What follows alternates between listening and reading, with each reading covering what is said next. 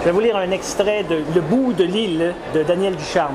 C'est l'histoire du petit Gabi qui a eu toutes sortes d'aventures extrêmement stressantes ce jour-là. Grosse journée pour lui, une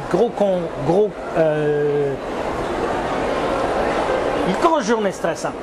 Et là, ce soir-là, il décompresse après avoir fait le match de ballon chasseur de sa vie. Ce soir-là, nous soupâmes en famille vers 17h30, comme à l'accoutumée. À table, j'ai réussi à tenir 2 minutes 20, presque un record, mais bien en deçà de la performance de mon frère Frédéric, qui pouvait ingurgiter un pâté chinois en moins de 2 minutes. Après souper, n'ayant pas de devoir à faire, je me réfugiais dans ma chambre pendant que mon père et mes frères écoutaient une émission sportive à la télévision.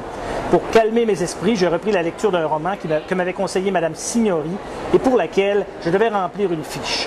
Une fois le livre terminé, cela racontait l'histoire d'une amitié entre deux adolescentes, l'une finlandaise, l'autre suédoise, dont la seconde était beaucoup plus riche que la première, son pays ayant occupé la Finlande pendant de nombreuses années. Ce roman imposé par ma maîtresse m'ennuyait et j'allais le délaisser en faveur d'un Bob Moran lorsque 3 petits coups se firent entendre à la porte.